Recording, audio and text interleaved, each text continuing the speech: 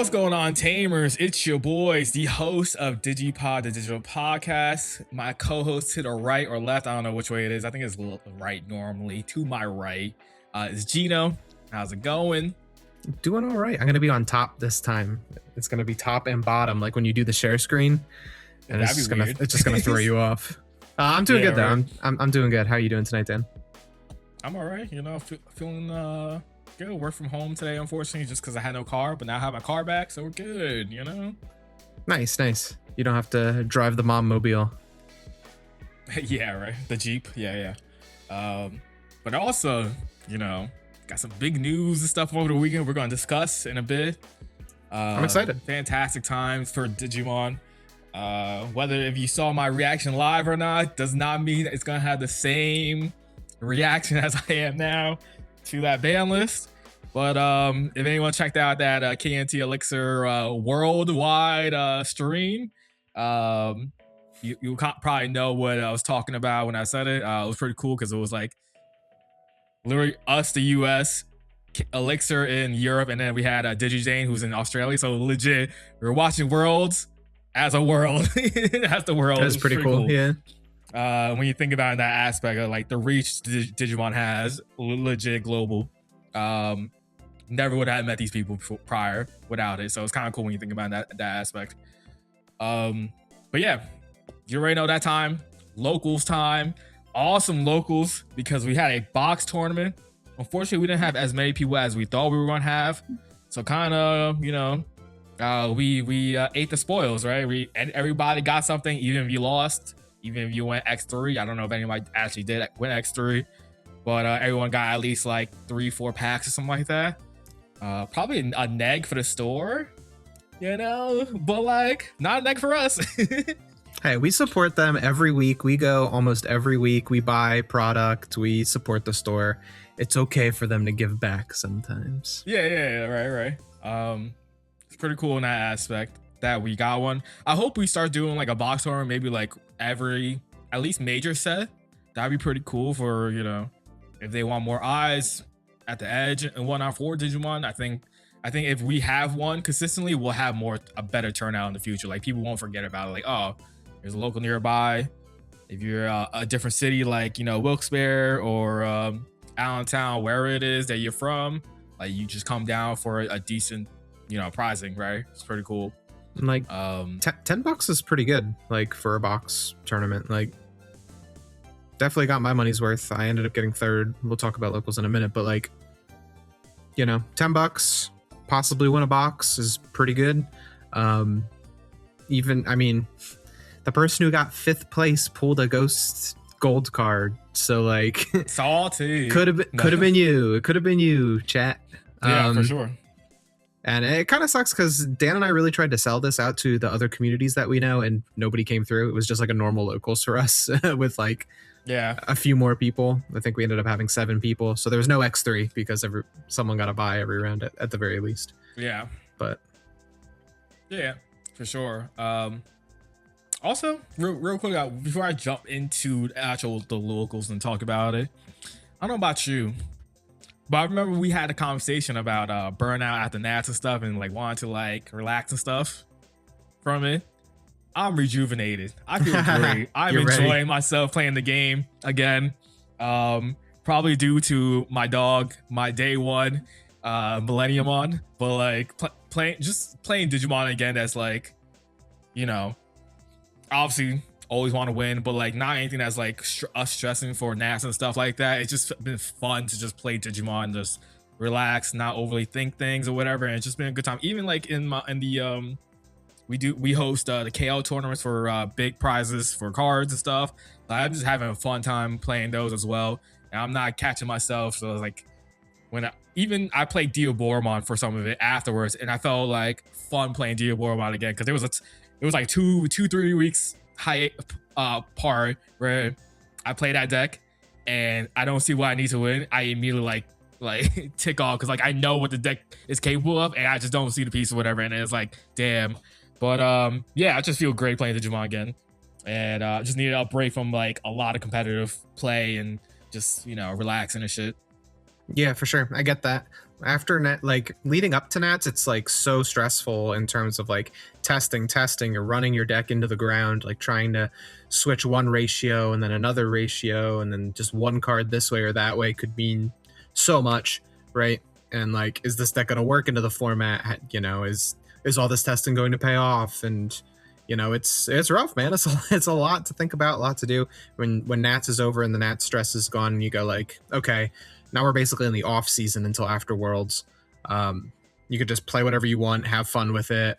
It helped that EX11 came out. We got a bunch of cool new tools.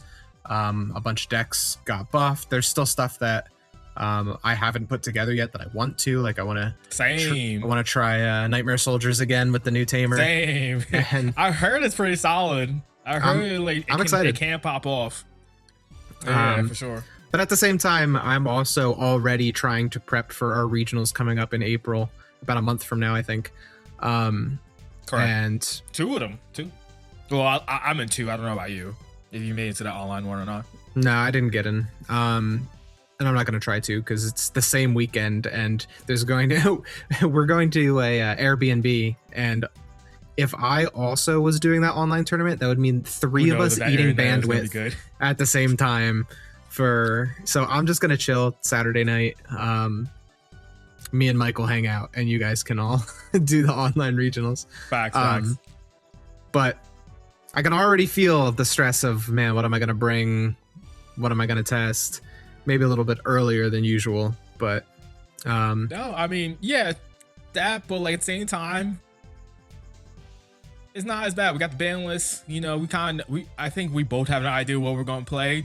And 8001 might change that. Maybe not. We'll see when 8001 drops and we're like, oh, these are some cracked shenanigans or whatever, right?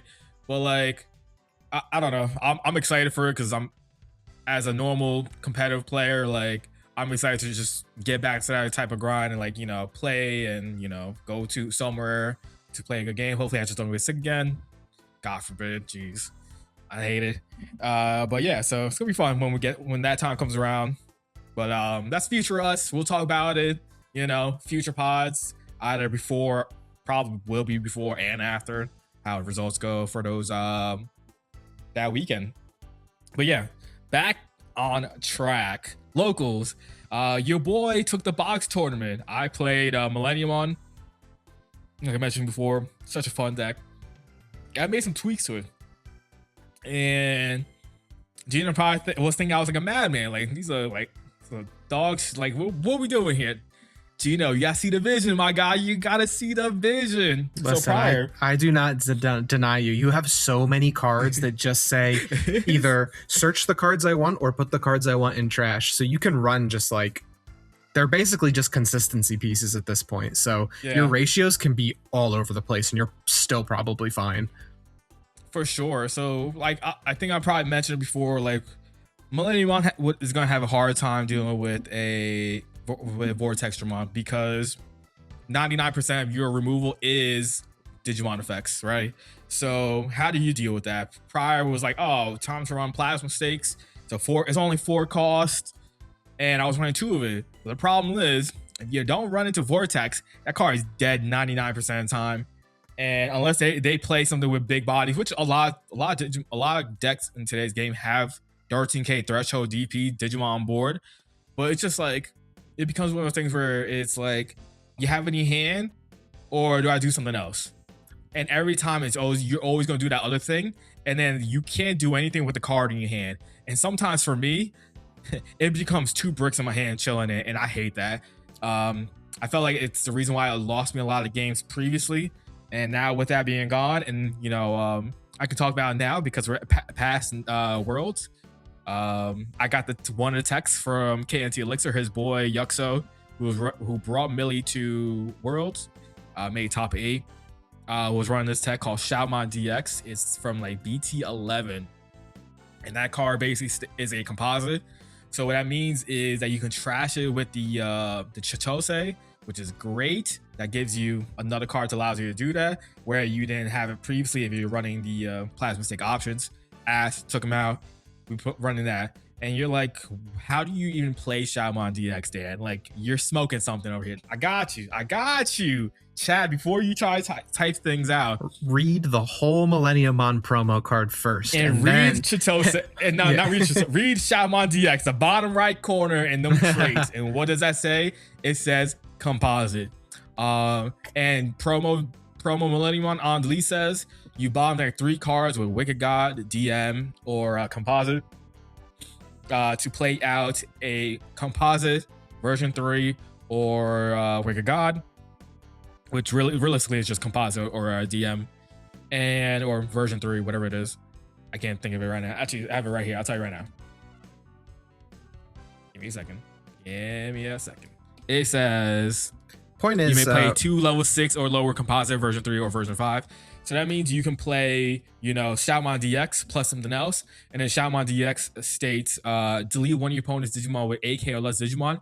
And then it's not even like a then, it's one of your opponent's Digimon can't attack at the end of your turn.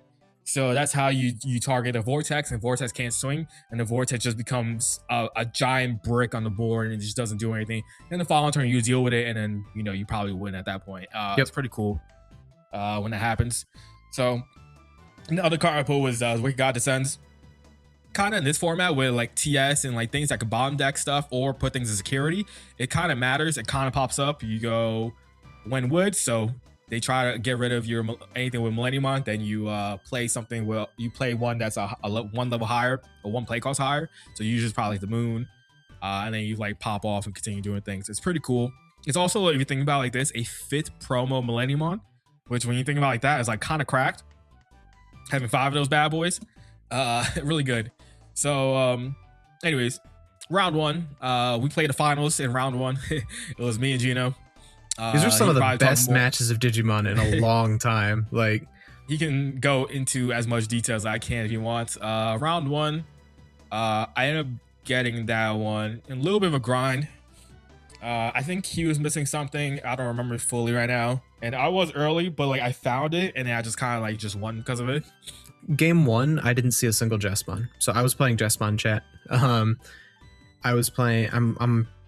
I've taken my boy Gankumon out. There's just everyone's teching to delete Vortextramon, so it has everybody's running option removal, which removes anything that Gankumon could protect. Plus, it's a little bit slow. It's a little bit bricky. Vortextramon just battles your Gankumon, and now you lose blocker because it's going to be enormous. So it's annoying. But game 1, what ended up happening is I didn't see Jesmon at all. And I did a ton of searching. I found like 3 Master Disciples. I played 1 or 2 Huckmons, and I still just did not find Jesmon. And I'm just like, well, that's card game variance. And Dan smoked me from there. Game 2. Oh, yeah. I remember that now. Yeah. And then at one point, I went to Millenniumon. I think I passed on like 1 or 2 memory, but I put like 4 more cards that wasn't Jesmon on top of his deck, which then it took him a little bit to try to run through that as well to search. Funny enough, the old BT5, BT6 Huckmon was actually pretty good into that matchup because I get to go through 5 cards and take 2 out. So like, go ahead, you can stack the top of my deck, but I'm gonna get through those anyway. It's just kind of funny. Game 2, my opening hand was literally 1 Jesmon and 4 Savior Huckmons, and it was Huckmon and 4 Savior Huckmons, and I'm like, I'm just cooked here. I hatch, I Evo Huckmon, I draw Jesmon. So I know next turn, my play is push rookie, play one of the 4 5s that are in my hand. End of turn, go into Jesmon, do my 3 checks. Here's a 3/4 wide board, because I think I drew a Sistramon off of one of the Evos. And can you deal with it? And Dan opened all consistency tools and nothing else.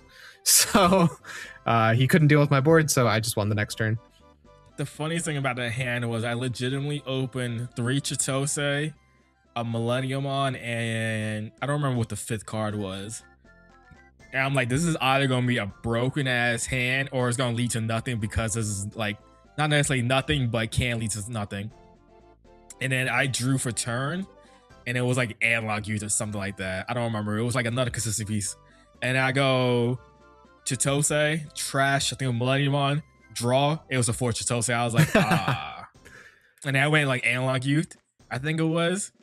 And then like it wasn't nothing. It was like I hit options and then like one Digimon, and I was like, yep, we're cooked. And he did that, and I was like, yeah, I just can't do anything about that.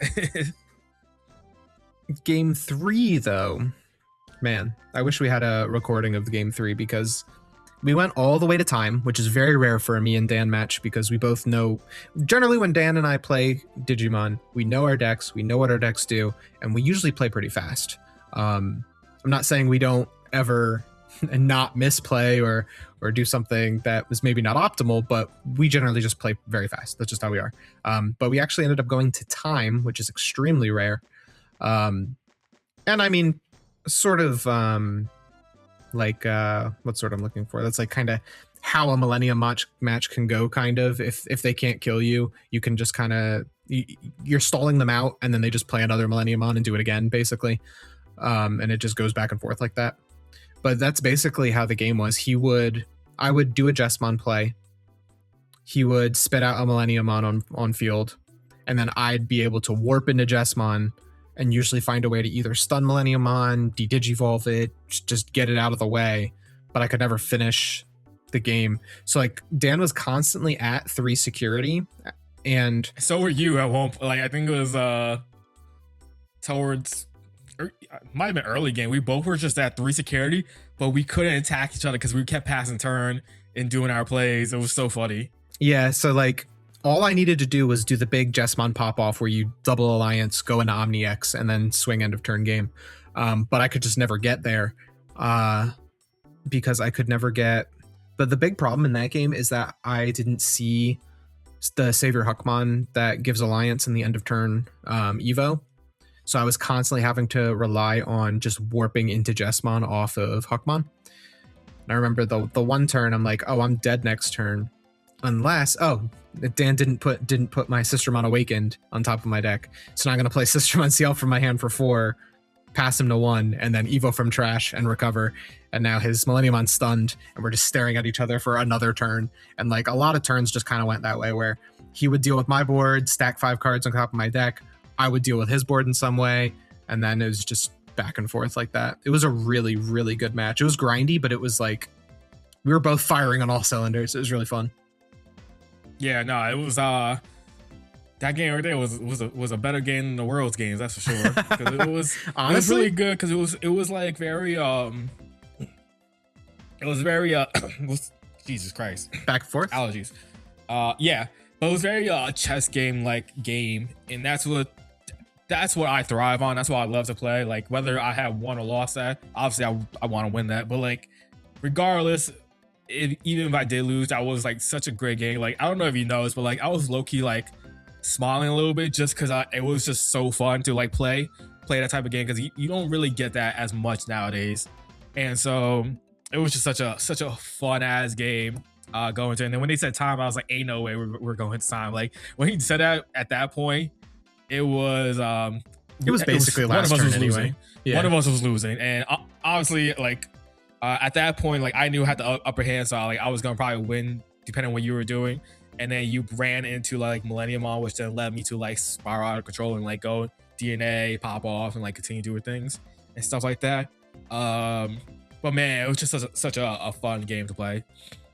Yeah, it was wild. It was just constant back and forth. Just I'm back on I think that's BT10 Jessamon X. The old Jessamon X that lets you play a sister from trash for free. And it's just, I'm back on Chimeramons, and it feels like it was so fun to play. Like, I know I was a Ganku believer for a long time, and I still kind of am, just not in the current format. And it was just so fun to go like Jessamon X, or Jessamon, play the Sistermon, gain a memory. Jessamon X, play that same Sistermon, gain a memory. Inherits, gain memories. And it's just like, man, I just had so much fun playing Jessamon the other night that it makes me want to play it again for that regionals that's coming up in April. Even though it's a little bit far away, we still have ADO1 and the format is still shaking out and people are figuring decks out. But I had a lot of fun playing Jessamon again. And I honestly, I haven't really played it since I decided not to play it for nationals.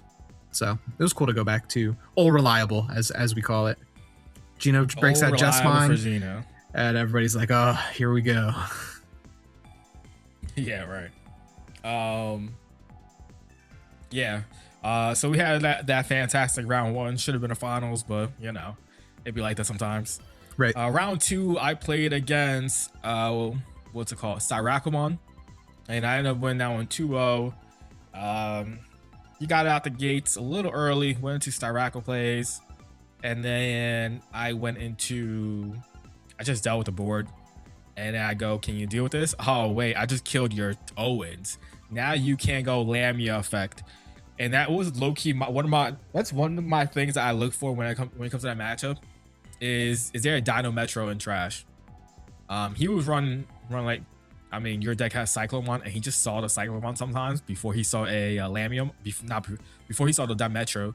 So that means that just stops Lamias with the Warp effect from the rookie. So like, I will purposely bottom deck the 4. So like, if it's 4 cards, I'm putting it down the bottom because there's a chance of the Lamia popping out. And so like, I was able to just like control the board at that point. I went to a Moon. He ended up trashing like 4 cards. I killed both his Owens, and he had nothing back. I go, "Can you deal with this Moon Millie with like, you know, 2-3 other bodies, whatever it was?" If not, I just win the following turn. And that was basically what that was in game 1. Game 2, he half bricked, I think it was. He didn't see something. I think he just didn't see Owen. And so like, he went into Medusa into the Styraco play, but like, it just wasn't like the most optimal play, and he didn't play anything off the Lamia. So I just instantly dealt with it. And then I think like, might OTK him for 4. I don't remember right now, but I just know it was like pretty fast and pretty easy. The funniest thing about that matchup is, yes, that's considered like a counter to Millennium because they could bomb deck your Chimeras, your Machines, your Millies, whatever they need to bomb deck during, and that's at that point in time, and you could potentially be in trouble. But the funniest thing about it is when they go into Lamia and you put your card in security, and then to trash the top, they will eventually go inside Medusa, bottom deck maybe like a Chimera, and then they'll go Styraco, pop that bottom security.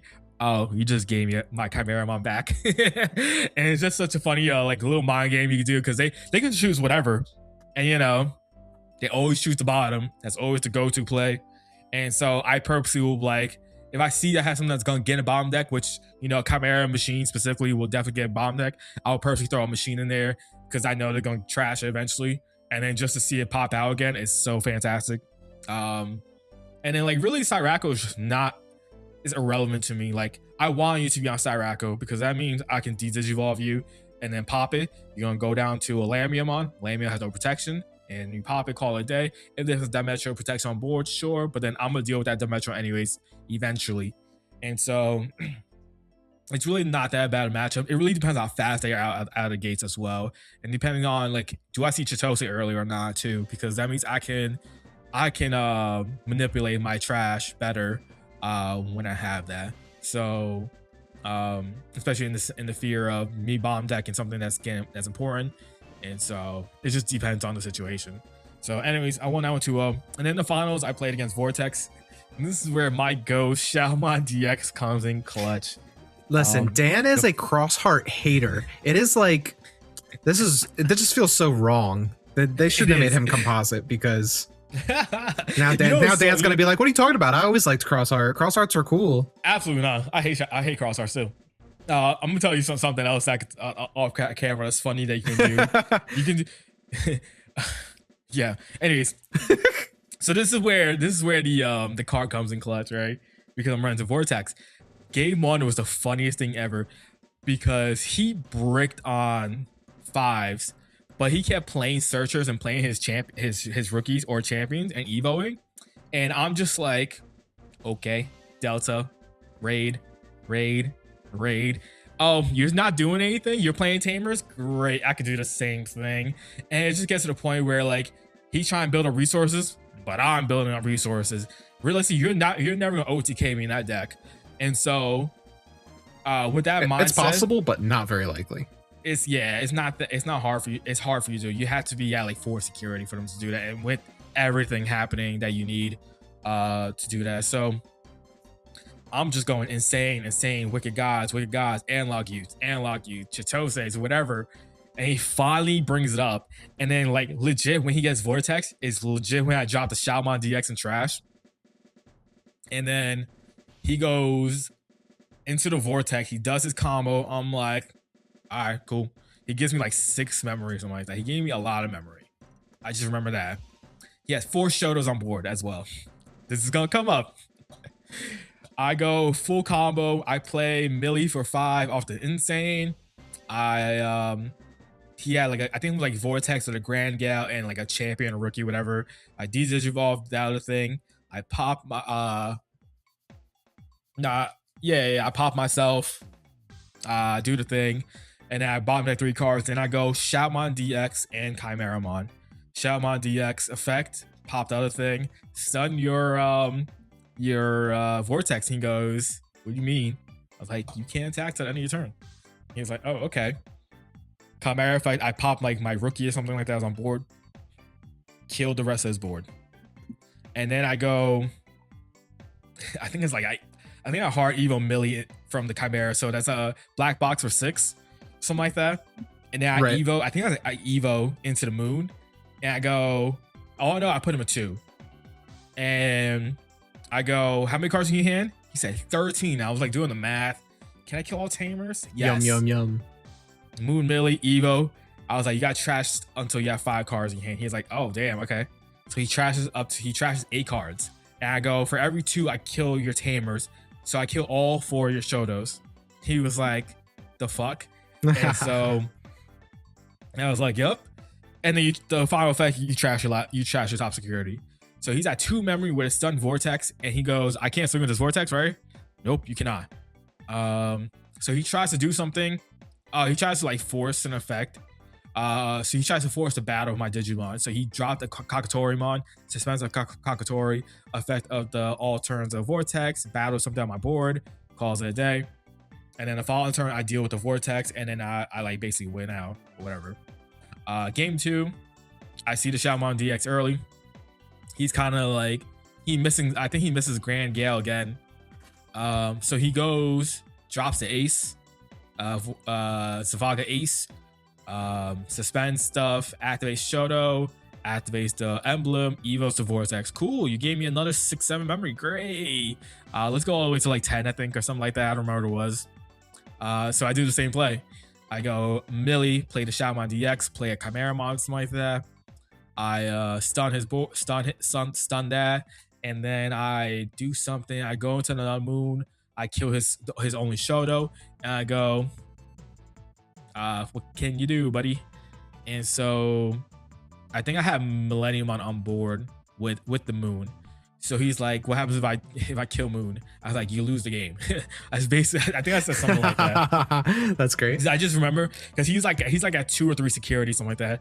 And I was like, what happens if I battle the Millennium and whatever? I was like, well, you lose the game, but let me explain this. So basically what's gonna happen is you're gonna delete this. I bomb deck 3, I play Machine, I play Chimera, affect the Machine, DJ of your Vortex, Chimera effect, kill the Machine, I DNA into Millennium, I pop that Zavaga, you overflow past turn, and I stack cards and I gain even more memory. So do you still want to do that play?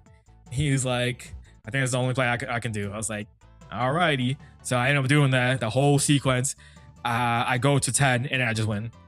Because realistically, it didn't matter if he went to go battle him like Shaolin DX, so whatever. The following turn, you're going to be forced to block because I have a 2-check Millennium on board. I swing, you're probably going to be forced to block this. If you don't, I'm getting through my 2 checks. And then like, I could still just continue popping off because I have the world at this point when it comes to my hand and was on my board. But he ended up doing that, and I cleared his Vortex, and then I basically just won the game the final turn. And that was it. And I won that one 2-0 as well. As for me, timeout from box tournament. I got my casual locals to talk about. I played Ghosties. Dan didn't go to our other shop on Tuesdays. So I play Ghosties. I fully expected to get bodied every single round, and I won. Every single round. Round 1, I played against Blue TS, or not TS, sorry, Blue Liberator. So Ryugumon, Ariamon, etc. I thought I was cooked because Evade just completely turns off a lot of the things I want to do. He has the ability to stun my stuff. He was consistently stunning my Violets, which I desperately needed to suspend to get my cheap Evos off and do things. But somehow I made it there. The new Necromon is so good. I love that card. He does so much for the deck now. The new Violet is whatever. She's a one of in my list. It's really the Necromon that's carrying everything. And being able to, on deletion, Evo for free into something. You can do some shenanigans where you get a Phantomon out and then go into a Dullahamon for free, which is insane. Very funny, very fun. Ghost is awesome. And I think I won most of my matches by clearing the security and then dropping Apparition Legion for 8, which is the best feeling in the world. I love that card. I love that deck. Ghost is so fun. It's really not very good. I got there somehow. All right, game 2, I played against... Go ahead. I was about to say, it's literally the worst Liberator deck. Sadly, unfortunately, it is. Well, it might be better than Invisimon and Ice Snow. Sure. Maybe. At least Ice Snow has an OTK line. That is true. There's no OTK line in Ghosts, unless you have every Violet on the board, so you can give Rush 100 times. But whatever. Very fun. Love me some Ghosts. So I won 2-1 into the Fish matchup because, again, Evade, very tough. Stunning my Violets, also tough. Round 2, I played against Sakuyamon. And Sakuyamon, I also won that one 2-1.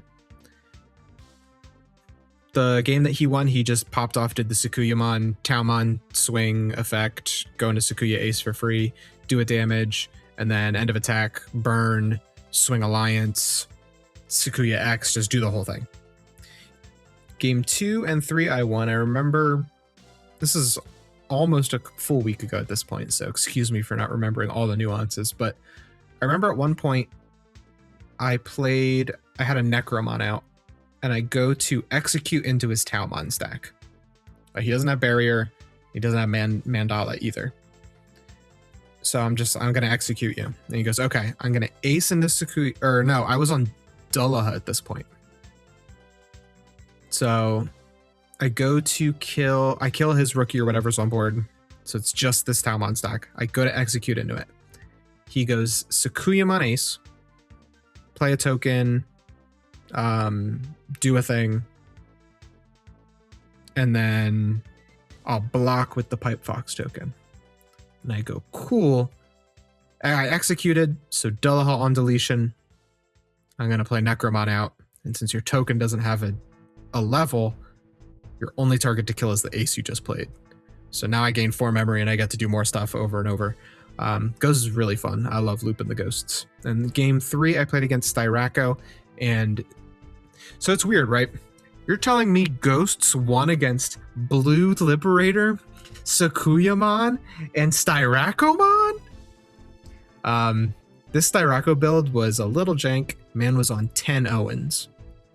10 That's crazy. Owens. We counted after because the guy who was playing it was borrowing the deck from his brother. And he was just playing Owen every turn. Owen and Emblem every turn. Or Emblem to play Owen. And after the match, I'm like, how many Owens are in there? And we sat there and we counted them out. And I'm like, this is too many Owens.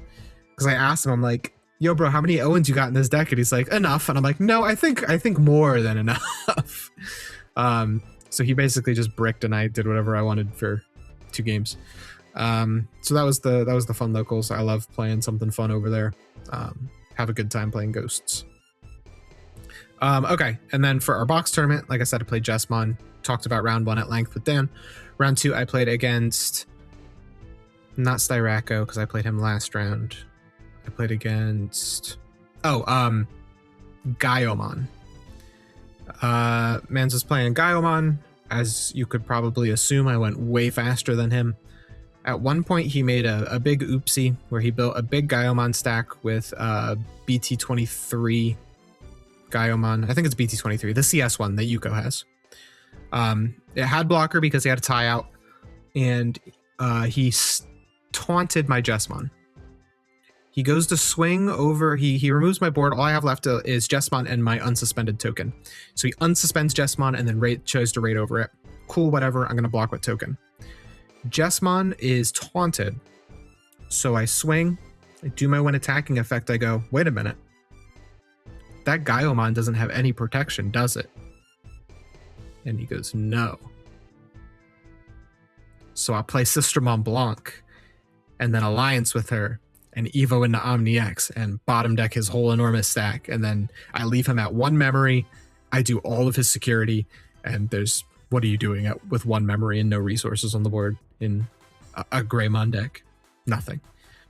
And then game 2, I went really fast and I just pop. Yeah, you're not trying to stunt. You're not trying to taunt Jessamon. That's a one attacking effect, which then you could just cause whole chain of effects. You probably should have tried to kill it and then force like a Blanc or a Seal, whatever. He had no way to kill it because he tried to raid over it, but I still had my blocker token on field. And it was just, I also had blocker CL and he was able to remove that in some way. But he was immune to Digivolve because he had gotten into Metal Gray X that same turn. But I mean, I think his assumption was that I wouldn't be able to get bigger than him because he was buffed from, I think he had Yuko on the board, so he could have got that +3. He had a couple inherits that gave him boosts, and that Gaiomon is the one that gains 5k when attack targets change all turns. So I think he was but if you had Yuko on board, you still force something else to swing, and then so you go Yuko, give the immunity to the Gaiomon. Yeah, for sure. Yeah. So we took that one 2-0, and then round 3 I played against Styraco. I took this one 2-0 as well. Game 1 I had the gas. I like raise like turn 0 I went rookie in the back, played like a boost or a training gym. I'm on 2 training gym again. I like the training gym for the wombo combo where you raise Huckmon, Evo into Bow Huck, trigger gym, play a sister, you get a 1-cost Evo into Savior, and pop off from there. So I'm back on the gym for now. I don't know if I'll keep it in because sometimes it's like, or I could just play in more memory boosts, right? But right now I like the gym. In my little bit of testing that I've done with the deck, I don't really have trouble with Vortextramon because my double alliance and all the boosts that I can get me over him. So whatever, neither here nor there. Styrakomon game 1, like I said, I went very fast. I did my 3 checks. I set up a big board and then finished him off.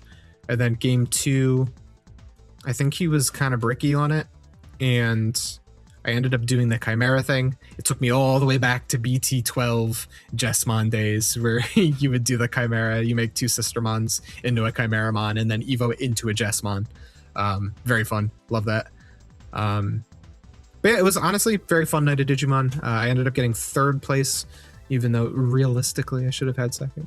I only lost to Dan, but you know, it's all about opponent's win percentage and blah blah blah. Ian's only loss is to Dan as well.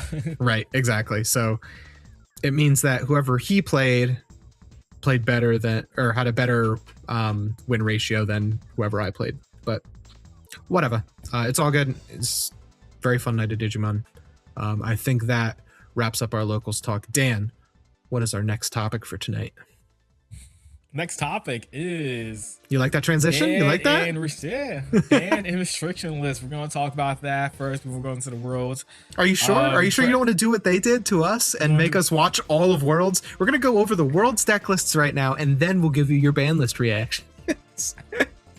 No, we can do ban list first, man. unlike them. We can talk about ban list. You don't want to stay up till 2 a.m. waiting for the ban list? Oh my God. Up to 2:30 or something like that day?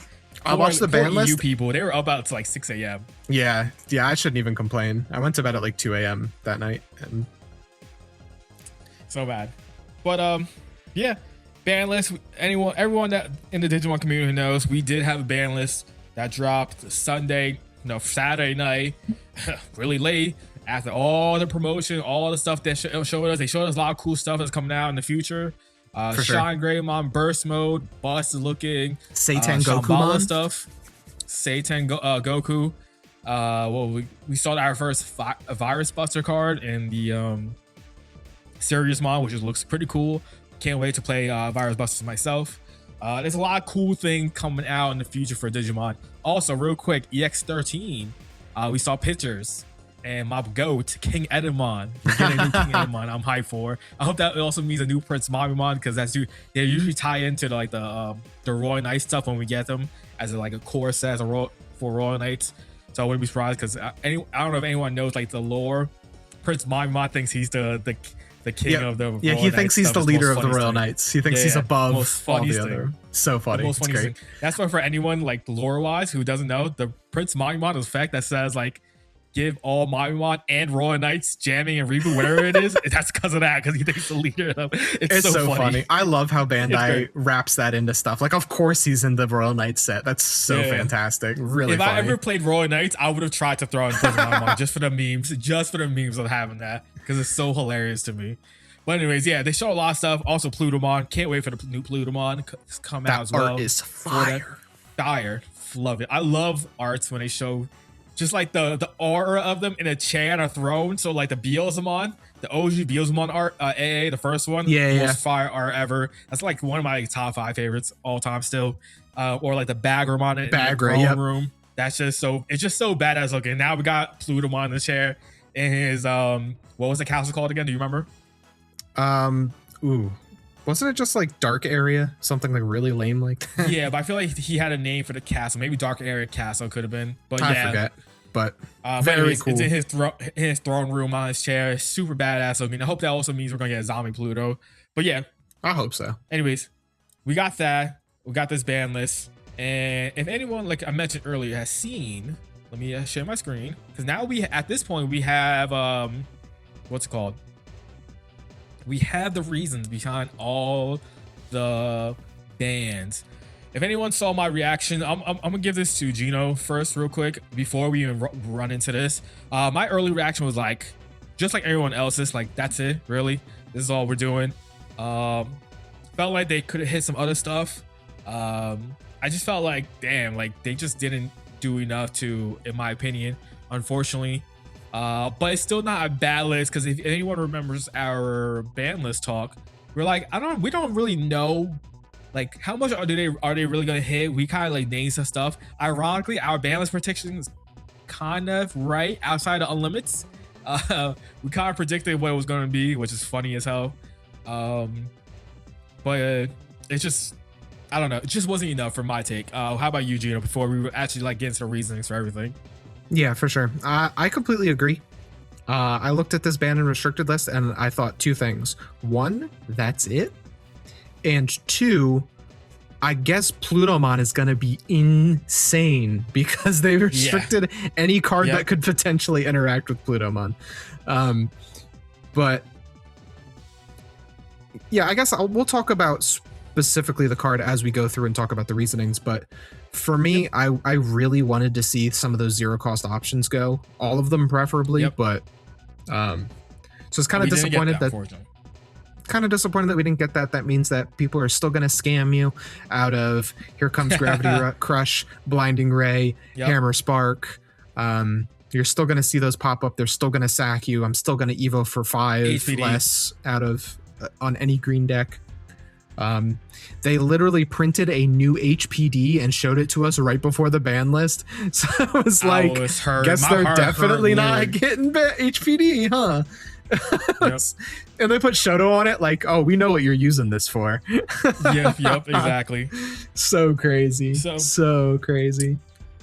So with that being said, as you see right here, ban and restriction card announcement March 16, 2026. You already know what that means. We're going to scroll down. Effective on April 4th. So this was, I think they said, I thought they had originally said April 15th, but I guess maybe they changed the date, or it was April 4th this whole time, and I'm just misremembering. First card we have on the docking board, it is Shakumon. Restrict the cards to one. Decks can only include one copy of these cards. Blah blah blah. Shakumon, BT23 Shaku, right?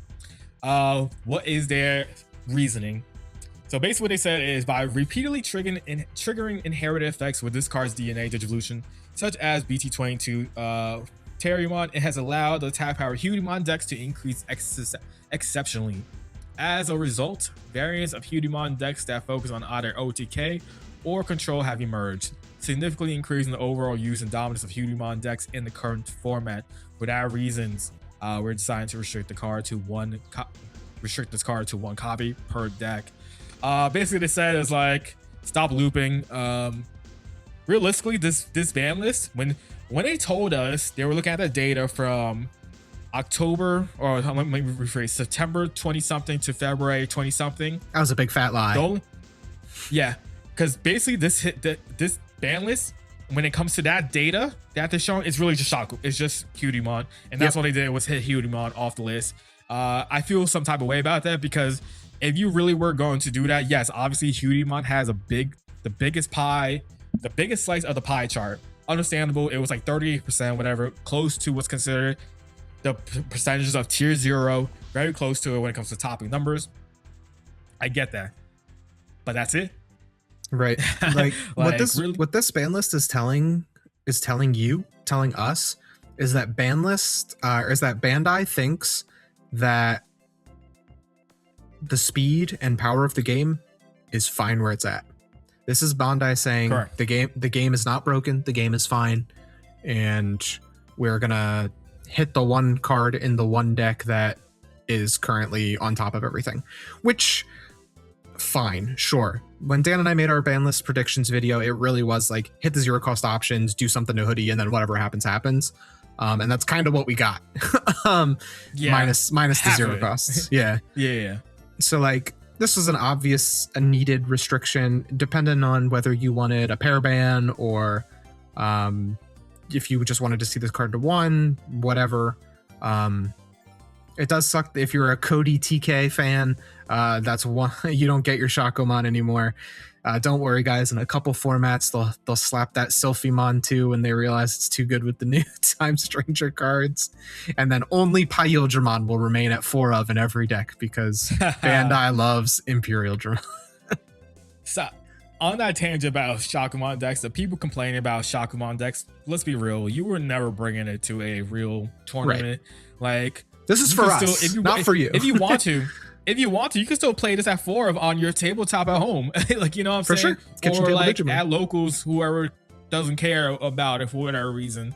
Realistically, you were never bringing that type of deck to a tournament or regional. Even probably most locals, you ain't bringing this. I mean, unless you're like... I tried to... I was about to say, unless you're like Juno and I, which we occasionally will bring a jank-ass deck, but like... If you're there to try to like compete somewhat, like you know you weren't really playing this consistently like that. Like it's all right. It's at 1. Like, oh well, your Shakumon deck is dead. Like just run the old Shakumons. I don't know to tell you if you really care that much about it. And if you really did, then like you're really just playing this probably for funsies anyways, right? It's not that big of a deal. And it needed to go. For sure. And like Hoodimon is not a dead deck. Like they're gonna figure this out. Like you just can't OTK loop anymore. That's literally all it is. If you're nice and you decide to run those CS rookies, you're nice. You see the 1 of early, man, you're balling out, I guess, at that point. But realistically, you're never gonna win off of that either, unless you have everything else to continue to a different DNA style at that point. So like if you see the 1 of Shaku, you do your 2 checks, you either Shaku, you regress, play, swing another 2 checks. Then at that point, you go into Pyodramon, swing, unspent, swing, go for game. Sure. I mean, if you have that, like... If you got it, you got it, Chief. You're God. Like, I don't know what to tell you. Exactly. Yeah. Like, my bad, OG. Like, you got it. Like, that's basically what that is, right? Like, all right, it is what it is. But don't be surprised if they lean towards more the control style and you see, like, something like Evo over the Erica or with the Wormon for 2. You do the double alliance. 2 alliance, double alliance, 3 checks, DNA into Pyodramon, swing, unsuspend, swing, gain a bunch of memory, evo to Marukimon, unsuspend, swing for games, or some sort of combo in that in that aspect to go for game. And the combo I just named is like 5 is a 5 security OTK. So it's very possible because they have HPD, they still have these mem boosts. If they didn't have any of that, guess what? That would not be a real combo, because realistically the chances of you popping that off like that is like, you know, probably like 1.1%. But now, because we still have those cards, you have a higher chance of doing that style combo. It is what it is for right now. I hope that means in the future, you know, they finally in the future will hit it, you know, 6 months later. Right. But enough said. Yeah. Off to the next cards. Realistically, this is the only real card that has something to do with the meta per se. The rest are meta relevant, but it wasn't like crazy numbers, as we're going to see in the next card with Mallow Myotismon. They put BT3 Mallow Myotismon to 1, and here is the reasoning. With the expansion of the card pool over time, it has become possible to repeatedly activate this card's all turns effect, allowing a new effect loop to emerge. As a result, it restricts the design space of future cards related to Myotismon. For this reason, we decided to restrict this card to 1 copy per deck. Yeah, I knew this was going to happen one day eventually, just because they hate loops. They legit just said that we hate loops. I'm going to get to this part where it says allowing new effect loop to emerge, blah, blah, in a second after I make my explanation on this. It makes sense, right? If you have 2 of these, you auto win, basically. Yep. That's basically what happens with this deck. If you get there, you get there. My thing is, you knew this was a loop when you did the last ban list. Why didn't you just hit it then? Like, you knew that was a thing, and you let this stick around, you let people win with this, and then you hit it, which is so weird to me, because you knew EX10 array came out. You already saw what happened. We knew that was a thing or whatever, and you wait till now, which is very interesting. They waited, but whatever. It needed to go. It's not healthy for the game if this happens, so it's very understandable. For any Mallow players, this is fine. You don't care. If you ever see the 1 B23 Mallow, you win again anyways. Like, you only needed 1 regardless to win. And realistically, a lot of Mallow players are running this at like 2 to 3 max, so it's not that bad. You can fill the space with other Mallows or Venomizers or whatever that you want, and it's perfectly fine, honestly. For sure. Yeah. What do you think? Yeah, basically everything you said. We knew that this was going to come down the pipeline at some point. Maybe the fact that this card is on this list is telling us that we're going to get new Myotis support soon. So that's cool, because Dan and I are both Myotis enjoyers. Yeah, I mean, this one's pretty cookie cutter and pretty self-explanatory. If you've ever played against the Myotis loop deck, you understand why this card needs to go. Yeah, exactly. Now let me get to my biggest complaint about this reasoning. They mention loops. You telling me that rocks aren't looping the Templemon? Like, yes, it's not necessarily infinite memory. But the moment you get 2 in cycle, everything is at least like either 1 memory or like 3 at time, and it's just very infuriating that to see they talk about loops and that's not a loop. That's intended gameplay. I understand having the 1 on board, but you have multiple of them, and that's okay. Like, that's what kills me when it comes when I see like that reasoning. And but spoiler, Templemon is not on this list, and that's that, right? That's kind of annoying to me. It could just be like that. When they think loop, they mean like the turn could never go back no matter what. Like 2 Mallow Myotis on the board means you've just won. Like, as long as you have everything, yep. The turn is not going back. At least with Templemon, there is a finite number of effects that you can use to put them under. You need to have built up the closes. You need to have gotten, used all of your Evo lines to restack them. Like, at some point, you will run out. You can't infinite loop them.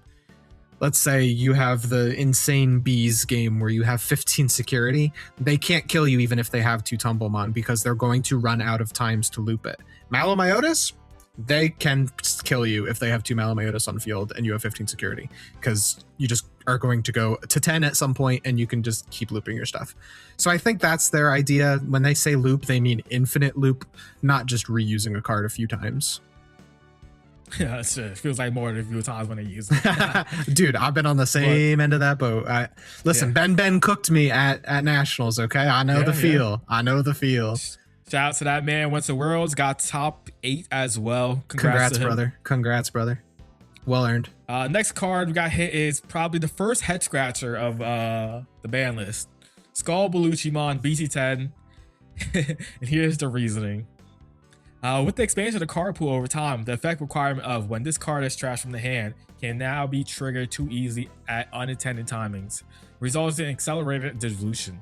As a result, it restricts the future design space for cards related to the undead and dark animal trait, as well for cards that include the effects trashed from the hand.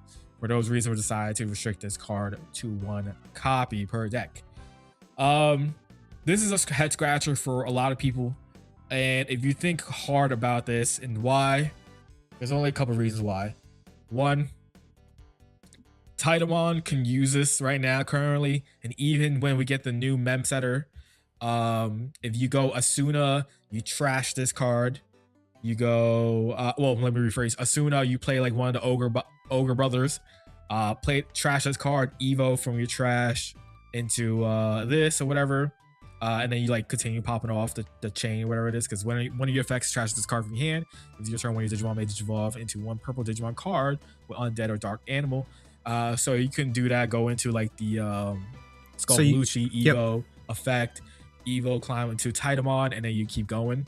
And then if you have memory setter out, you snap the memory back, so it's like you didn't even spend any memory to do all of it.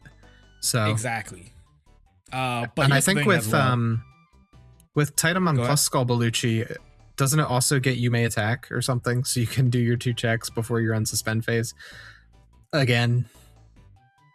Or is it, why am I thinking? I feel like something gives it may attack before the unsuspend phase, but maybe I'm just mixing it up with Sylphie. Possibly. But yeah, so that's what's currently what you can do with it, and it's whatever. Like those decks that might run this is like 1 or 2 of it anyways, and then my Otismon will run this occasionally in like a 1 of as well, and my only real reason is because Plutomon is about to be broken. Yep. That's 100%. Like, make Plutomon crack. Yep. The rest of the cards on this list are, oops, we made Plutomon too good. Like that's my reasoning as well. Like I'm expecting Plutomon to like do some shenanigans when that comes out, and that's why they hit this, because currently there's nothing in this game that states this is the most broken thing ever. Yep. I miss Skull Beluchi shenanigans with the Fenrilugamon. Yeah. On to the next card. All dogs X. go to heaven. All dogs go to heaven. We're on that side of the ban list, which is always per ban list.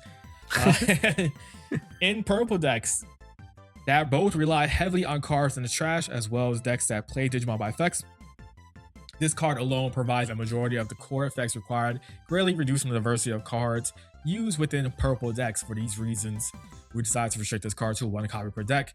Let me read Serb X next together, because this is all in one thing. Serb X EX5. As you know, EX5 is a problem ass set.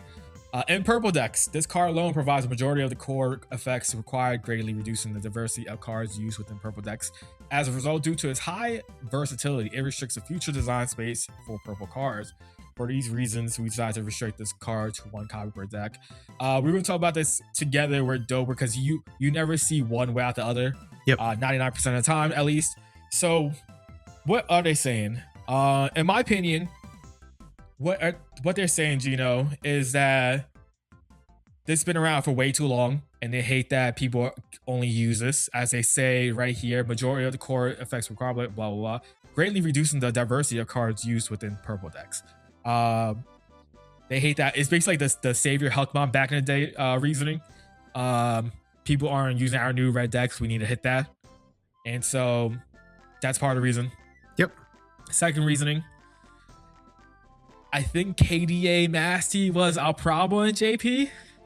Yeah, it was doing numbers in JP, and they might have been afraid of that, and so they hit that. I'm just happy That Leviathan is gone. Leviathan players, goodbye.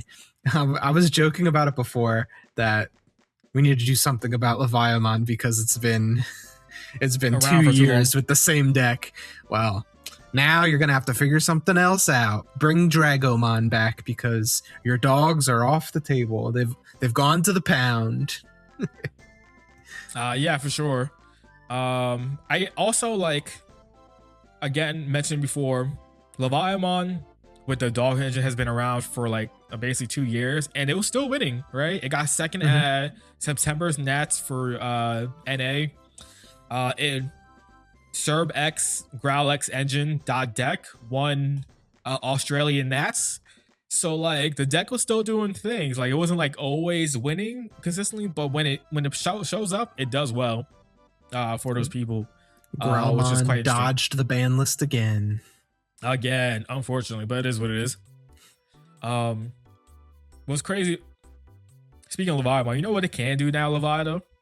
You go same thing, right? You go Growl X engine bottom, you go into the same Cerberus, but now you go into werewolf mode and you get the same effect. The blue one? Yeah, the blue purple. That lets you play out the thing, yeah. But you don't get the unsuspend anymore. No, but you still can give something rush and, you know, make that new stack and do things, you know? Sure. It's dead. Yeah, it's gone. He's like, don't give them ideas. Don't give them ideas. But yeah, other reason, I guess, once again, Plutomon's around the corner. Exactly.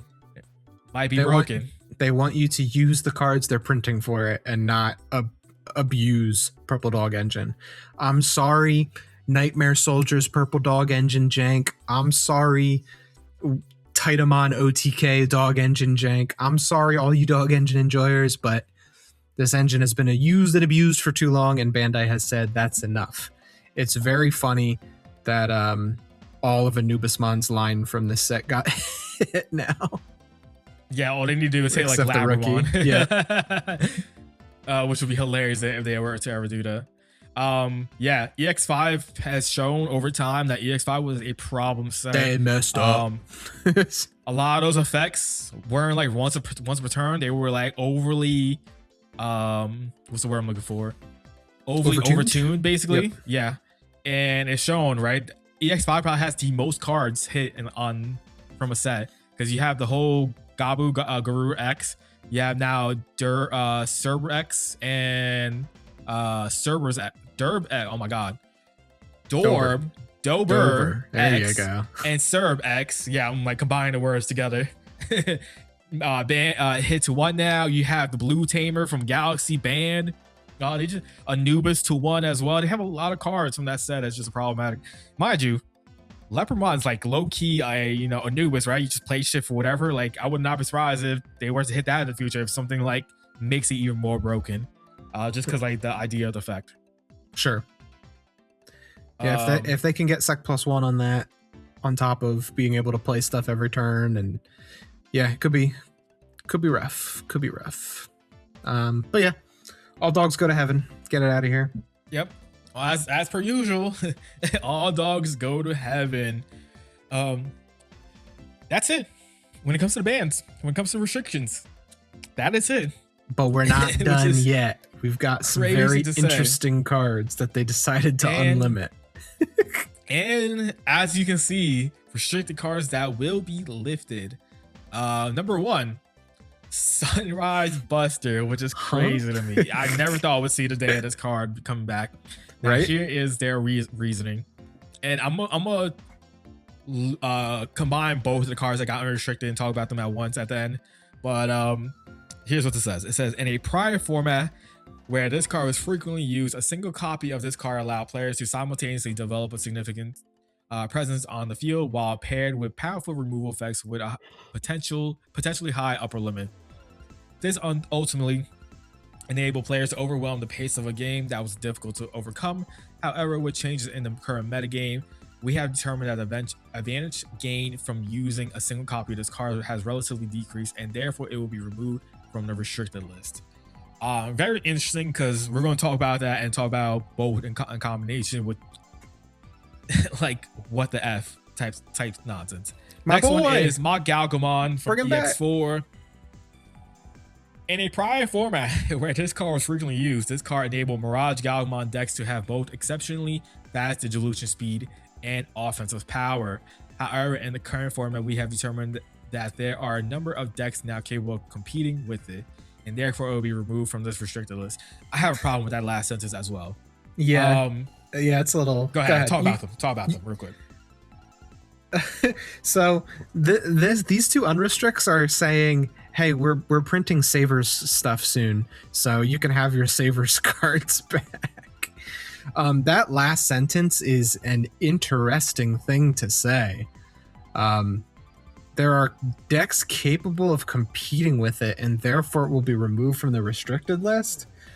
Okay, what about everything else on the restriction list? What about Doru Greymon? What about Greymon X? What about even Jet Sylphimon that people could make an argument for? Like, I don't know about that being the reasoning, Chief. Yeah, I have a huge problem with that too. Like I mentioned before, capable of competing with it in today's format. You telling Gray X is... Decks can definitely deal with Greymon decks and Gray X, especially with the speed of the game is today. And you tell me that card needs to stay limited because decks can't compete with it? Yeah, that's how that's how I'm thinking here, right? Like, today's game is so fast. Every deck is just as fast or faster than Greymon is right now.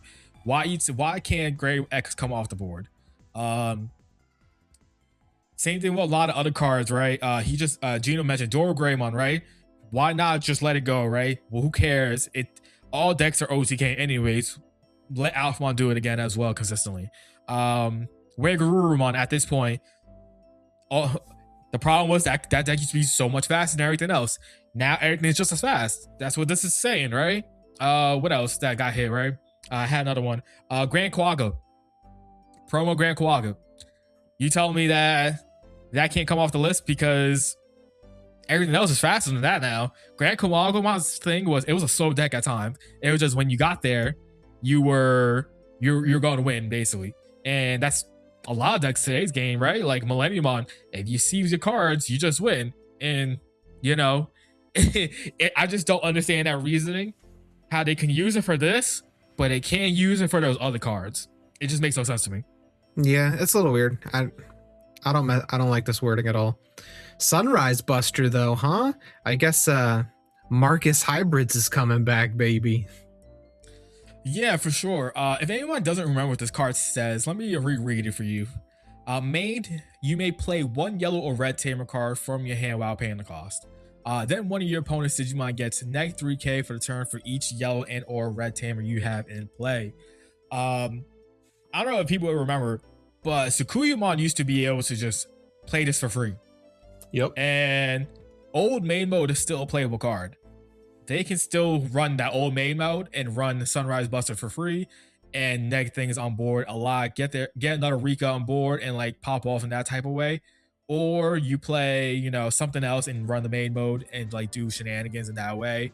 Gino mentioned it before, like the Marcus Hybrid style decks that was running around back in the day. You can bring this back now. Cross Hearts can use and abuse this again. Oh yeah, I forgot about running this in Cross Heart. So play this for 5, play your Mikey or whatever, and then neg something to death or whatever. Because the 1k, the 3k is for each yellow and red tamers. You have a lot of yellow red tamers in that deck in today's game. So I don't know. Maybe it's not that bad. Maybe I'm gaslighting it. Maybe. And thinking like what it was doing back in the day versus what could potentially do now. I don't know. Will Sean Greymon use this? Probably not really. Maybe a one of, but like, which it already was. Yeah. So I don't know. Maybe they were correct, but at the same time, it's like Gino mentioned the very first thing. Savers is around the corner. The 25th anniversary of Savers is coming out for BT25. Like, we know what you're doing. That's Data Squad for the uninitiated. It's Data Squad and Savers at the same time. Data Squad, yes. Yes, correct. We know that's coming out. I think that's why you purposely unlimited both of these two, because you could have easily unlimited others with this wording, this last sentence we have right here. But yeah, that's the whole ban list. That's the whole restriction list. There it is. And that's it. And I think that's the biggest takeaway from it is that's it. Yeah, 100%. That's it. ... question mark. Like, like I said at the very beginning, Bandai thinks the game is in a healthy state. They're happy with the way decks are functioning right now. So just give Hoodie a nice big slap on the wrist so it can't OTK you out of nowhere. And that's where we are now. And here is, I guess, the aftermath of this. How does this affect the format once April 4th comes around? It doesn't and does at the same time. Realistically, you're gonna see the same top decks. This is not including 8001, because those decks could potentially be back into the game consistently in the metagame. But we'll see when that comes around. For what's currently going on, you're gonna still see QD.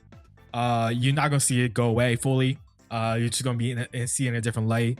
Yep. Rocks, Jessamon, Royal Knights, TS, all variants of TS. Millenniumon now.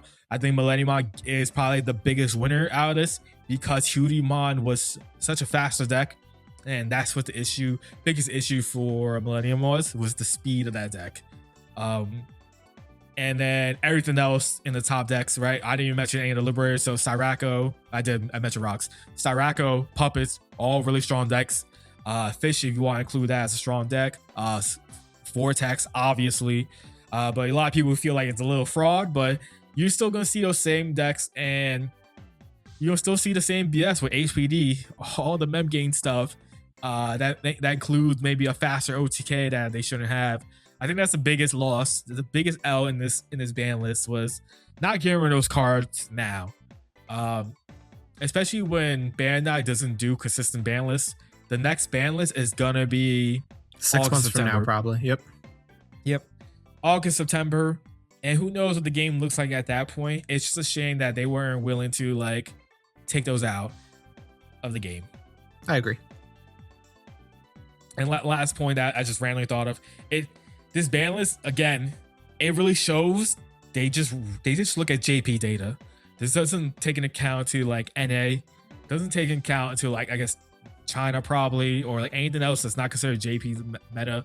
Like, our best of 3 feels different than a best of 1. And I just wish they would take that into account when it comes to looking at the ban list, because that data that you looked at clearly was only for one deck.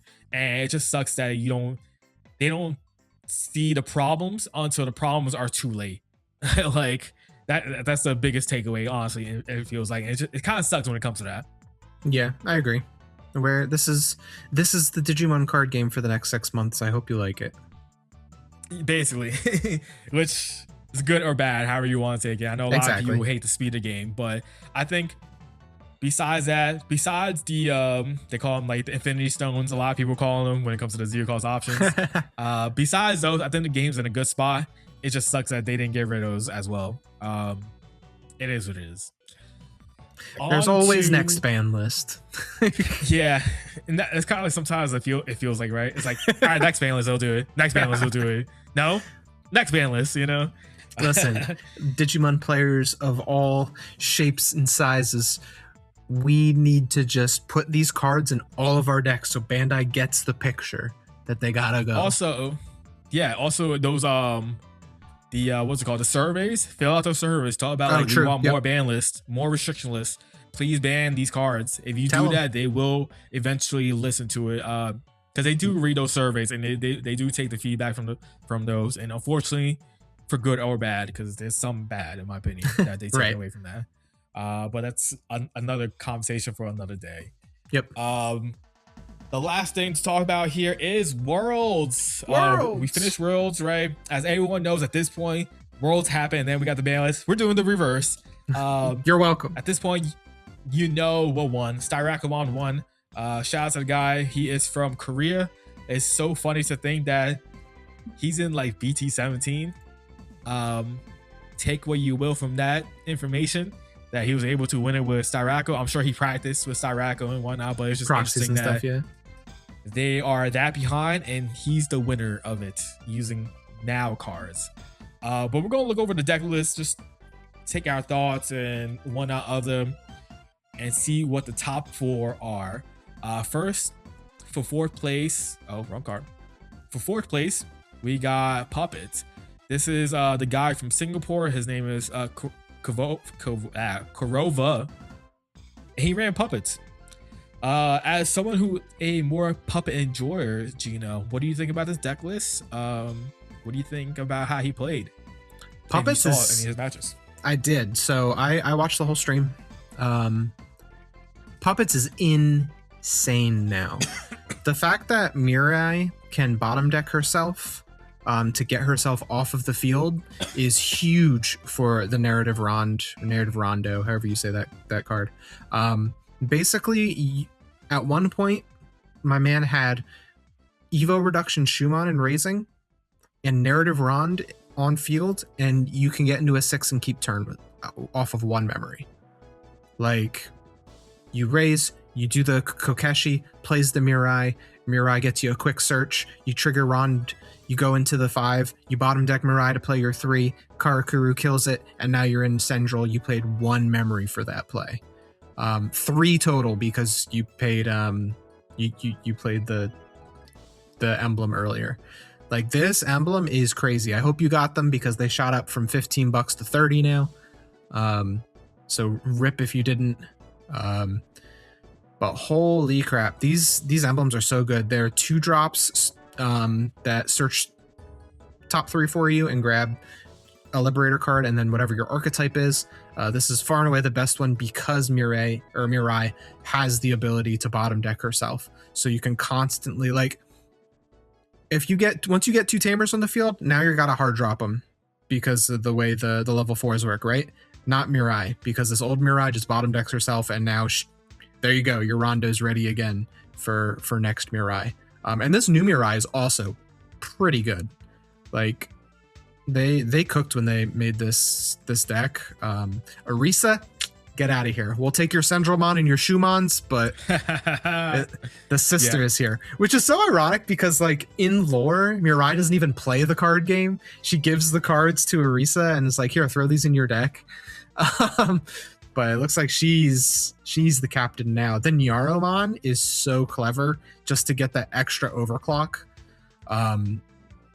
Because you pass turn, you swing, you see, if you look at other shoe lists, a lot of people are on Sistermon CL that give you the memory for the same reason, because the Central Mind lets you play it so you can keep turn again and get your overclock or the Nyabu.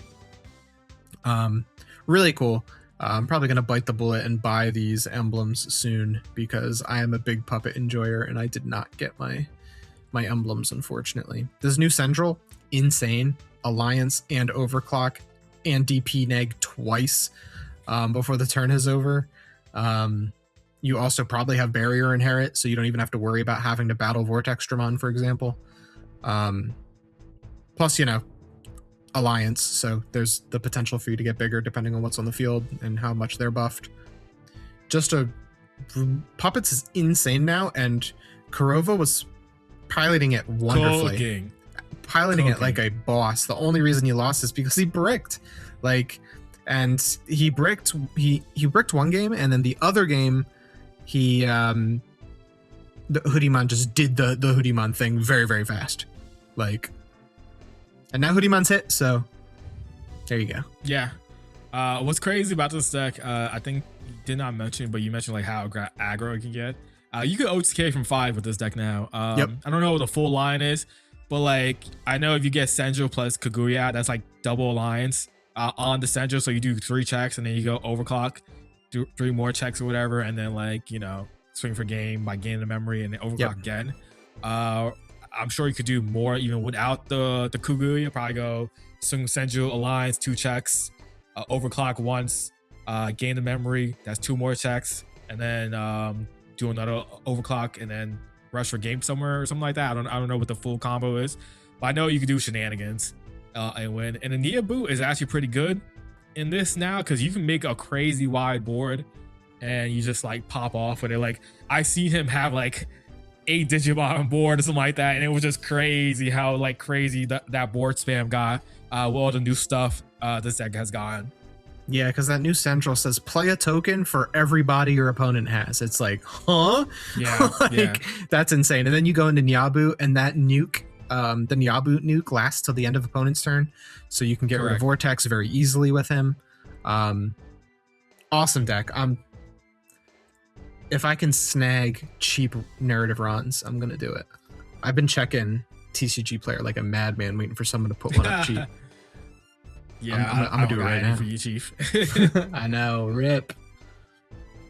It's crazy, but yeah, shout out to him. He played super well when it came. Like Gino mentioned, throughout the whole thing. It was just unfortunate he ran into Cutie for sure. I don't know what his off-camera match was, but like everything we always saw when it came to his wins, because he won one on stream and lost one on stream. I don't know what his loss was off stream, but every time we saw him play, it felt like he always played fantastic. Never felt like he like did a misplay to lose, or even like, you know, potentially to win the game because of the misplay, something like that. I don't know. He played fantastic. It's just unfortunate he ran into Hewdy. Hewdy had the nuts plus security with the what's it called? I think he hit like an option bomb or something like that, and that messed him up. Oh yeah, I think he hit a Comet Hammer, right? Or something. I don't remember. Or the arrow card, the blue Ice one. Archery. Yeah, I don't remember fully. I just remember there was something. Yeah. Next we have is congratulations, by the way, to Kurova. Yeah. Miku. This person got 3rd place with Hewdymon. This is kind of like standard-ish Hewdy. There's one spicy tech in there. That volcanic Dramon. Volcanic Dramon in. Oh, that's what killed Kurova, because he went to the volcanic Dramon. That's what it was. He turned off his deck for a turn. Yeah, which is crazy. He could do the loop shenanigans with Terriermon, play your Tamer out, you know, swing Hewdy, go into the shock, you know, regress, do all the shenanigans you want in this style deck. But he has a lot of defensive stuff. So he has Ice Wall and Ice Archery, and then Volcanic Dramon. So you go into the Shakumon, if you can't kill him, you go to Volcanic Dramon, and he just stunned their board because the fact is crazy, right? So I'll play when attacking, delete one of your opponent's Digimon with the lowest DP. When Digivolving, your opponent can't play or move Digimon with 6k DP or less until the end of their turn. And that effect right there basically just shut down. I think it was Puppets that he did it to. Yep, it shut down Kurova. He had a rookie or a champion in the back, and you can't even play anything that's weak either because of the floodgate effect. This card was crazy, and then he just won legit after this. Yep, he just cooked him next turn. Crazy tech. Shout out to this man for thinking about it. I don't know if I would have did it, but hey, it works for him, right? If it works, it works. I mean, there are so many decks right now that really just want to push the rookie to get either the on-move effect or just because they want to, their level 4 has a good effect and their level 5 has a good effect, so they just want to evo in the battle area to get all of the effects. Volcanic Dramon says, nah, not for a turn you don't. And in a deck like Hoodymon where you can OTK out of nowhere, sometimes just that one more turn is all you really need, and that's exactly what Miku did. Fantastic player. I personally obviously have not met him, but I hear everybody talk about how nice this dude is. Congrats to Miku for securing a 3rd place at Worlds this year. And what's crazy about this whole list right here, when the ban list hits, legit, you just flip-flop the Chakra and the Pyodramon ratios, and that's it. You might also you might take Ankylo out for Seadra instead because Pyodramon needs the blue. But yeah, the deck doesn't change that much if you really want to do it that way. Like, especially if you want to keep this style deck, the only thing you probably would take out is the Volcanic, obviously, and you just have a different type of top end, but same concept, right? You just play whatever you have. You have the 4 Pyodra, 1 Shaq. Like he mentioned before, you probably drop the Ankylomon to like maybe like 1 or 2 max, and you up the Seadramon play just to have more consistency of DNA into the Pyodramon. Right. Versus that, but like everything else is the same, right? And you just do a lot of things. He's already on the Erica, so that means that gives you the line swings that when you want to pop off with the triple lines, like I mentioned earlier, with this deck. Chitose being still at free. Cutiemon obviously is still 4. Like you just do a lot of things, and it's interesting. It probably just brings the power ceiling down a bit, but it's still gonna be a good deck. So you still gotta watch out for this deck. I would not be surprised if we still see the shit winning, honestly, even with the one Shaq. Straight up. But yeah, that's Cutiemon for 3rd place. For 2nd place, we saw this be played at Worlds. His name is Billy. I didn't know his name was Billy. I didn't know it was such a basic name because I think they showed his like the Chinese lettering on stream, so I just never knew what the name was. But just shout out to Billy. He brought TS to He's from Worlds and got Hong 2nd Kong, place. right? Yeah. Yeah, that's China. Yeah. Yeah. This is just kind of like your stereotypical Olympus deck. Like there's nothing really to it besides that. Like there's nothing crazy. If he wants to OTK out of nowhere, he can, because he has some Rookie plus Sylphie combos. He has Asuna to play out things. Just one. He's running 4 Homeros, which I think is crazy high. I don't think Homeros needs to be that high, but in this kind of style deck where you're trying consistently early on, try to do Minerva, Homeros effect to play your second body. It's quite a bit. Maybe I'll sleep on Homeros, but I think Homeros is a fantastic card. I just don't know if it's necessarily a 4 of. But it when you're playing, what is this, 7, 10, 12 megas, I feel like 4 Homeros is fine, probably. Might be the way, yep. Plus, remember, your Minerva's playing them for free, so you get 1 for free off of Aegyo, and then Minerva's going to play you a Homeros for free every time she comes down. He had... maybe he just wasn't aware of how the tiebreaker rules works, because he could have very easily won round 1 against Medusamon if he had chosen just to attack security and not the Medusamon, because he had the Maruki in hand, he had the Sylphie. So maybe there was just a miscommunication or possible language barrier, who knows. But I mean, man, he showed up. Like, these I'm kind of surprised, because I always thought that the Olympus 12 Mega Zoo version was a little bit weaker than something a little more focused, but he's running a little bit of a spread of both. You can do the Sylphimon thing, but honestly, all the games that I watched him play, which I guess was just that one, most of the time he was just evoing into Sylphie for 3. Like, he wasn't even trying to go. Yeah. He wasn't really trying to go for the DNA thing. He was more concerned about ending on Minervamon, play Homeros, do stuff, or just playing one of the many very good megas for 7. So yeah, very cool list. TS is in such an interesting spot because it feels like every version of TS is viable. It's just a matter of how you want to pile the cards together. So very cool. Congratulations. Yeah, agreed. To Billy. I think my biggest thing is the ratios. Like the fact that he went 4 Venusmon is interesting. Like I feel like you would rather have maybe Minerva or Maruki at a higher number, or like Neptune at the 4 number, which is crazy. But 4 Venus is interesting. No, because he's running full control here. All what he wants to do is control and just board swarm out. And Venusmon turns off so many decks right now. Turns off Vortex. Not that nobody played Vortextramon in top 8, by the way. But no one played it in period in Worlds. Right. So Venusmon, for example, would shut down Vortextramon, Venus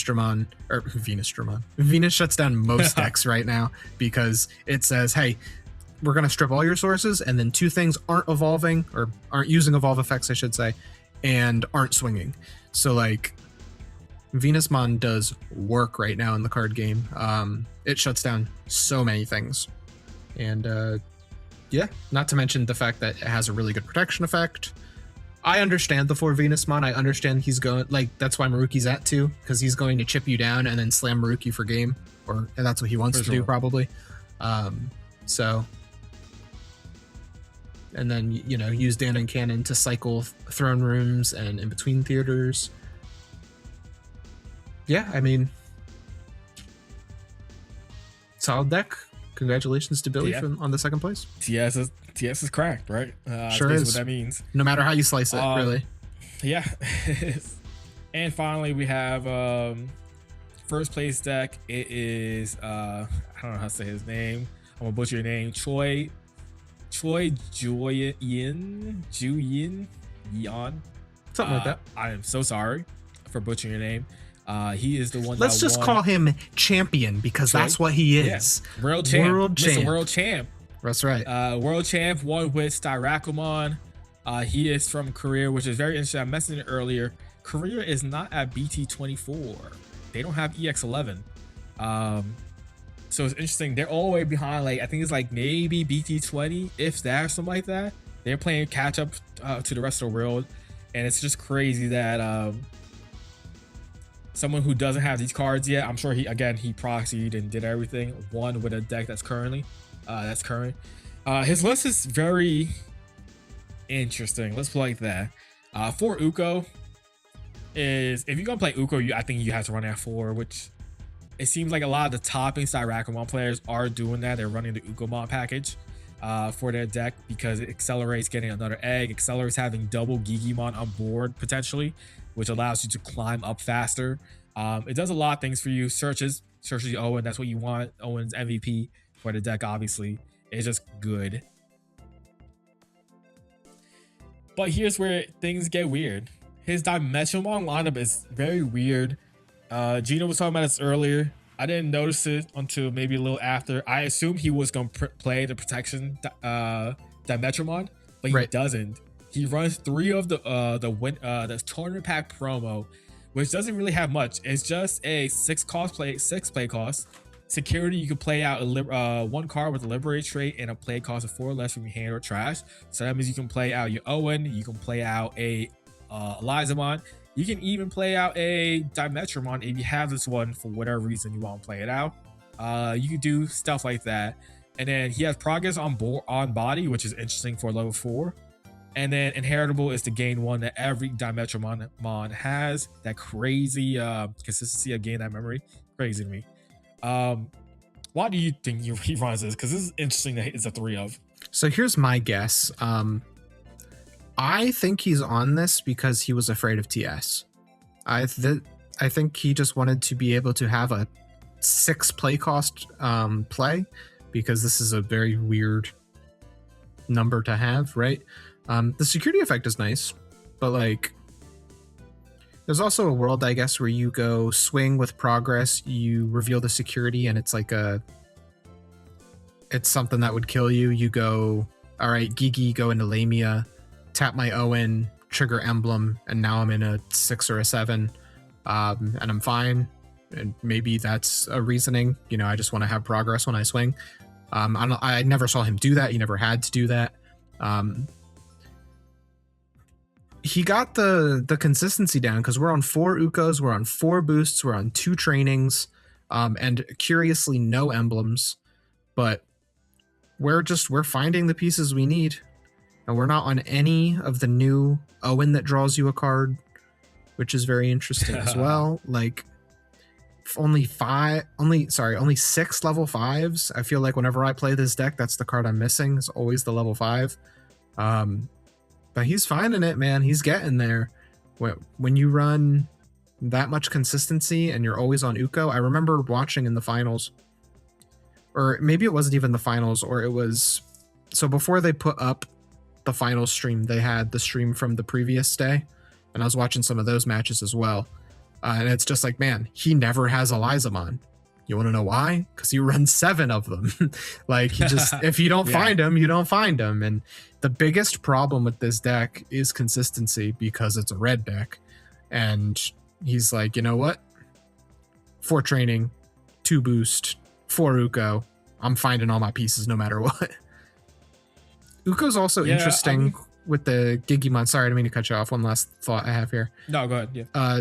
If you can leave Ukomon on the field, the next turn when you're able to raise, like you can trigger you get basically 2 Gigimons to proc, one from the Uko and one from your new stack. So that's always a good play if you want to think about it that way.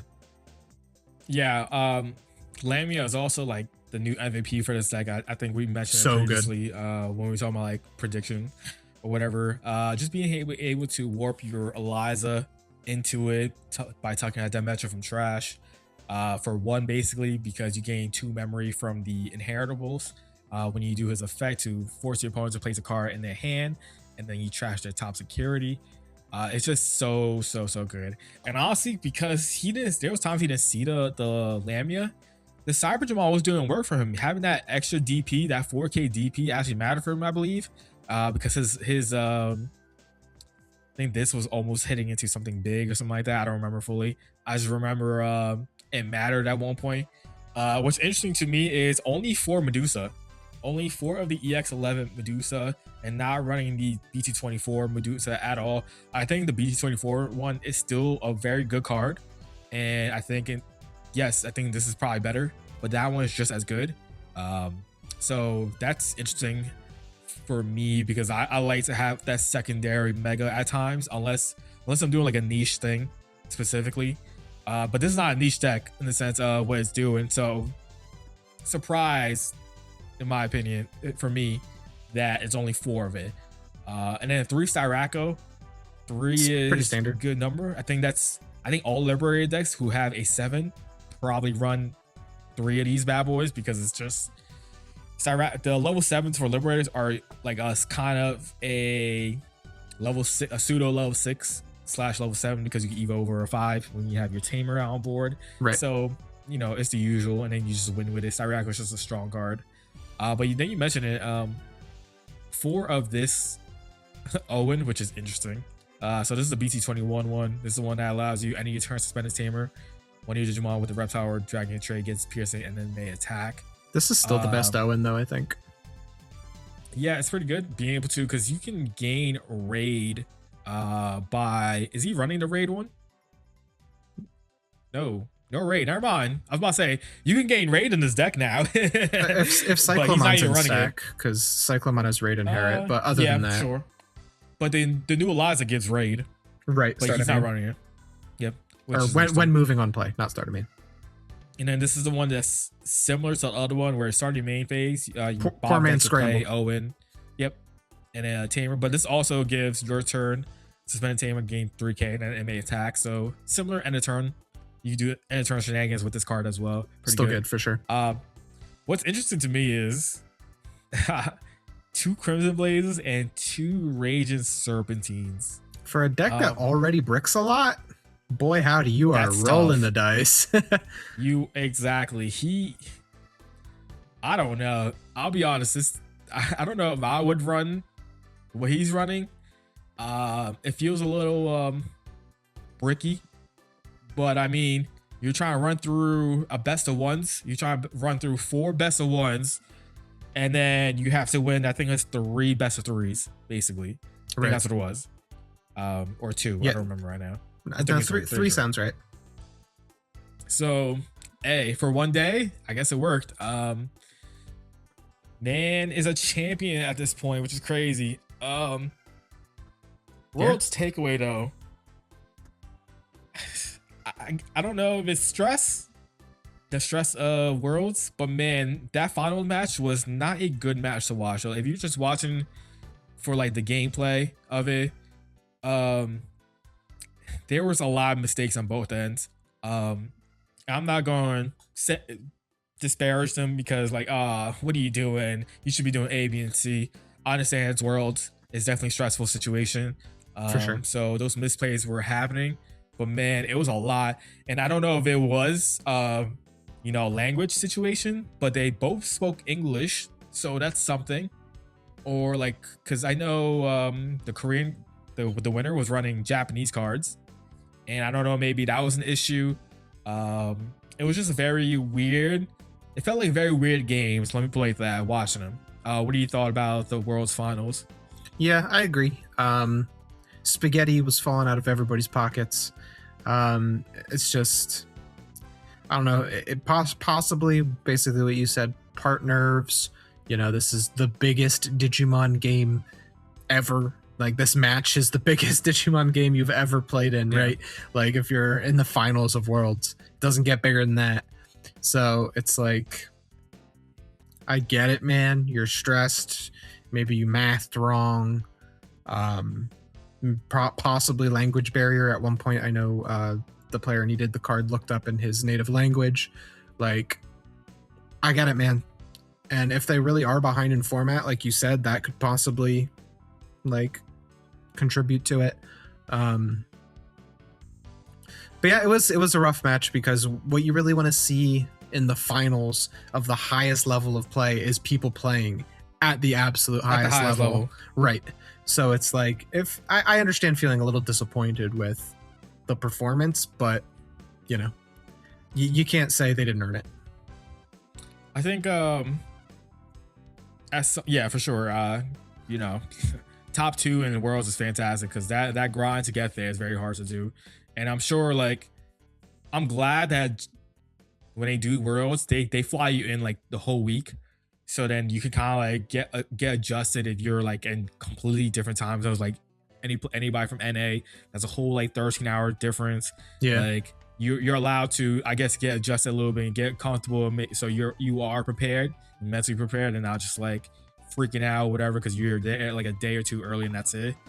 I think one of the things for me is that as someone who you know, plays sports heavily, being prepared makes you, in those situations, you're not as like stressful, you're not overly thinking, because if you overthink things, like we know we've done it before, we definitely overthought, that's when it kills you. Like that's why you need to prepare, you need to practice and like practice everything and know what you need to do instantly. Because the one thing I felt like when it comes to the TS player, it was like he was doing plays, but then he will switch in mid-play instead of just thinking through things earlier.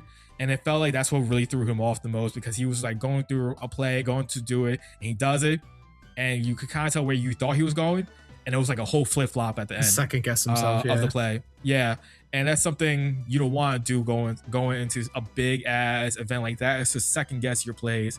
I think he even mentioned that in the after, when he was talking, when they were asking questions or whatever, that he was like overthinking it or something like that. But that's something you gotta do, make sure. So like when you're in those high stakes, high stress environments, you can fall back on like, you know, those practice, those routines, those understand like, hey, I've been in this type of situation before playing this game. Let's just, you know, take a quick second, analyze better, and not freak out about my plays, because that's what it felt like we were watching, like him like snowballing when it comes to his plays and whatnot, and like throughout the games. While the Siracco play, which is kind of crazy to say, he was probably like cool, calm, and collected. It looked like, don't know if he was on the inside, but right on the outside, he definitely looked like he was Poker very cool, calm, and least. collected. Yeah, but he also made some questionable plays. I think he was a little too. They were both at times a little too defensive for situations where it called for just win the game. Which I wonder if that's like a little bit of a cultural thing, though, because I feel like Japanese players play a little more defensively, a little more conservatively, and maybe that goes for other Asian countries as well. While I feel like a lot of NA and EN players are like, I'm just gonna punch you. Like, this might be a risky play, but I'm going for it. Like, for example, when Miku swung Hoodimon, played his Angemon out, he would have been 14k because he had double K-Skays and done his 2 checks and then DNA'd into Shaco. Instead, he used Angemon's effect to go into Shaco so that he could definitely get the Volcanic Dramon on field. Like, I feel like an EN player would say, I'm going to take those 2 checks. I'm sure I'll live. And then I'll go into the DNA and then I'll do the Volcanic thing. Like, it could just be like a mindset thing that's different among regions. I'm not sure. Every person is different. It doesn't matter necessarily what region you're from, but just a random thought to throw out there. Yeah, no, that's a good point to take. That just a lot of times different regions do things differently. You just never know. Maybe that's just naturally how they play versus what our mindset is in today's game, at least. Because I feel like before it was reversed. I felt like a lot of JP, because their decks, their best of one, it was very aggro feeling, versus us where we were very you know, more consistency, and we kind of were like a little slower, it felt like at times in the earlier games. Now it feels like it's a flip-flop, or at least we're both on the even scale of like, all right, how do I win as fast as possible? Because that's the point of the game. It has gone as like, can I win it now? Yes, no, and then go from there. A lot of times feels like. Right. But yeah, that's yeah, it was a good weekend of Digimon. This pod. Yeah, fantastic weekend. Can't wait to see what's after the ban list in the sense of, you know, what the meta shapes out to be. Should be exciting. We're gonna have 8001 around the corner in 2 weeks, I think it is, or 3 weeks, wherever it is, and those 30 cards can impact the meta quite a bit. Who knows? We'll see. I think Pyodramon Imperial is gonna be a lot better. Adventure stuff gonna be great. Sean could be good. Who knows? But it's gonna be exciting to see when our first regional pops off, which is April 15th, I think it is. EU has one the week before. Legit, the ban list goes into April 4th, and their regional is April 5th, something like that. So it's excited to see what the first, yeah, that's gonna be the first official regional. So excited to see what the results come out from there, to see what people are cooking post ban list. Should be a fun time ahead of us. And with new sets coming out, it's gonna be a good time for Digimon. But besides that, let us know in the comment section what you thought about this ban list. I'm sure y'all have the same thoughts. If you have any more, or where it's bad, good, whatever it is, let us know in the comment section. Don't forget to hit that like button as well, and subscribe so you can see more podcasts from us, because that's all we're doing nowadays, unfortunately.